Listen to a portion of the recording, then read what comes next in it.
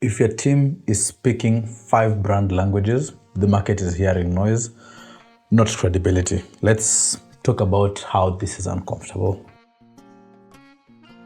So, inside your company, how many proposals exist? The templates? 3, 4, maybe 6 versions, all slightly different. Every person is editing, tweaking, making it their own. And maybe you even have a designer internally and they're using your old logo on the templates or on the website, while the operations guys and the marketing guys are using a new one. It's just chaos. And that internal chaos actually leaks into the marketplace. I know this is uncomfortable. I'm not here to shame you or to judge you. But the reality is, no matter how much you try to contain it, sooner or later, it spills out. Your client interactions, your reputation, the bottom line, all of it gets affected. Clients may not see this chaos directly, but they can feel it. Something in the way your brand just presents itself, it feels off. It does. And when things feel off, trust is eroded silently but steadily. Yep, so if you are new here, I'm Ben from Kenyan Grafik, and we help service businesses look as good as the work they deliver and get paid full price. And this is episode 6 of the Rebrand Masterclass. So we've seen teams that have lost deals, not because of their quality or capability, but because they sent mixed signals. One person's version of professional didn't match another person's, or they gave different promises to the clients, or they portrayed different brands in how they showcase the templates, the invoices. And when that inconsistency stacks up, clients read it as unreliability, because they're thinking, if they can't manage their own presentation, how can they manage my project? That's how small cracks become credibility gaps outside. Let me be clear, it doesn't mean bureaucracy, it means clarity. There's a temptation of it being rigid, but this is not what I'm espousing here. It means every single member of your team is moving in the same direction with the same rhythm. You don't need a culture that is obsessed with polish, you need one that is committed to coherence. That's what you need. Alignment means that your brand, your message, your materials are all synchronized with who you are and how you operate, just at the core. It's not about being rigid. Again, it's about being readable by the market, because when people can read your brand clearly, they can trust it faster, and that is the goal. There's a principle in psychology called processing fluency. It simply means that when something is easy for the brain to process, when it looks organized, when it looks aligned, when it looks familiar, the brain interprets it as trustworthy, more credible. That's why you instantly feel comfortable when you walk into a clean, well-lit store instead of an uneasy, cluttered one. Your brain is associating clarity with safety. So when your materials, language, your visuals are inconsistent, you're forcing people to do the work of trusting you. It's not meant to be that hard, guys. Every extra second they're spending trying to figure you out is costing you credibility.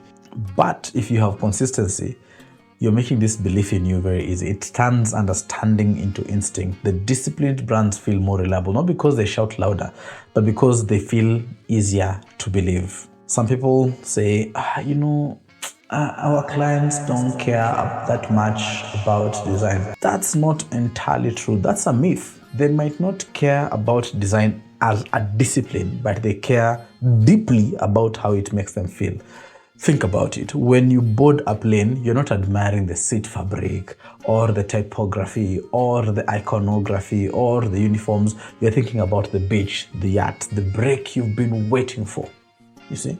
But the design of the plane, the neat uniforms, the clean layout, that consistent signage, all these things are actually reassuring you. They're telling you that you are safe. We have taken care of our people. We've taken care of your environment. Chances are even the engine is good. So good design is communicating stability. If you find cockroaches, you'll doubt that plane.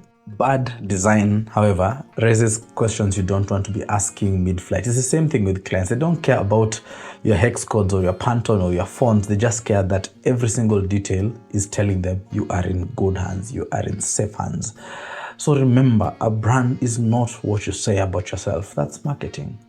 In the marketing aspect of your business, you are selling your brand to the market. All these things you've designed.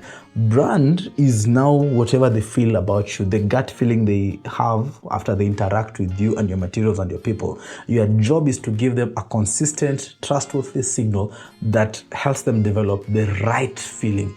So when your internal communications are messy, your materials are inconsistent, you're not just confusing your team internally, you're confusing the market, you're confusing me. Confusion creates space for doubt, and doubt, that's the deal killer. So fixing the internal chaos is not just about new colors and new fonts. It's also about establishing a single source of truth, one way that will present who you are, what you do, and why you matter. It's not the work of the designer in the organization alone, whether internal or outsourced. It's cultural. When everyone understands that clarity builds confidence, brand stewardship stops being the design task or a design task and becomes organizational discipline. In fact, can I go deeper? Are you ready for this? Brand inconsistency is rarely a design issue. It's a culture issue. When each department does its own thing, it signals a deeper problem that there's a lack of shared conviction about what the company stands for. That's a problem. Your external identity is simply a mirror of your internal unity. If you don't agree on what professional looks like, your clients won't either. So before you invest in new campaigns and new visuals, you invest in all these things, just invest in internal agreement. The strongest brands don't just look unified, they are unified at the core. There's a reason therefore why airlines, banks, hospitals, they're busy guarding their brand standards like it's sacred text. There's a reason, because they've worked on it. The order that it's developing makes people feel safe. It says we take our things seriously. It's reassuring them without getting words. In fact, even the scripture says, let everything be done decently and in order. Order is not stiffness. It's strength expressed through clarity. It's not restricting creativity. It's channeling creativity. Now, think about that client who receives two proposals. Both firms have put their best foot forward. Best foot. They are promising the same results, but one proposal feels organized, aligned, and easy to follow. The other one, it feels rushed. You just remembered you're meant to send it. Inconsistent font, different tones, different rhythm, different layout. Do you understand the client who chooses not to go with this one that looks like a Frankenstein proposal? Wouldn't you have done the same? So don't judge them. Chances are, yes, they would go with the one that looks better. You see, it's not a design preference, it's risk management. Clients don't want to manage your chaos. In fact, they are paying you to remove their chaos. That's where your biggest competitive advantage actually lies. That's where it lives. A brand that radiates order communicates capability before a single deliverable is seen. Most businesses actually underestimate how much internal discipline shows up as external confidence. When every single touch point, your documents, your proposals, your presentations, your conversations, when all of them are carrying the same tone, the same structure, the market listens and they can feel the quiet authority. It feels like control. It does. That's what your clients are buying, the certainty in uncertain environments. A cohesive brand doesn't just look better, it feels more reliable. And that reliability is magnetic. It attracts the kind of clients who value excellence because they can see it, they can feel it, they can trust it. Yeah, maybe you don't need a full rebrand to start bringing the order. You just need to begin somewhere though. Start small. Just pick one proposal, the main one that is used, get it right, your layout, your tone, your colors, your visuals.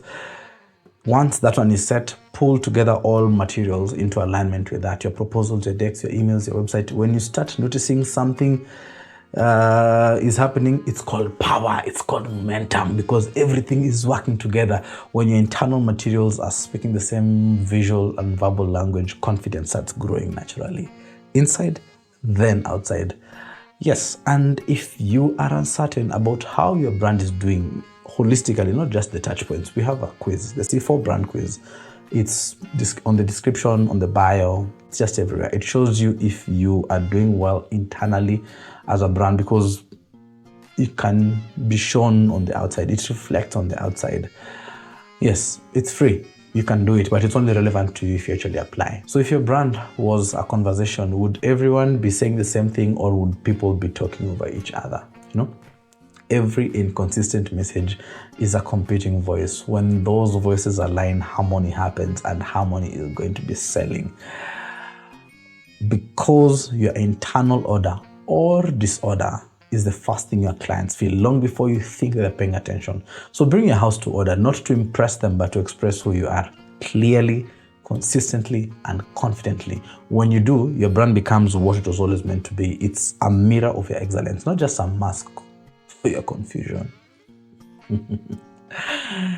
In the next episode, we'll talk about subtle signs that make most big clients lean in or quietly walk away, and the 3 things on most websites that make strong businesses look small. See you on that one.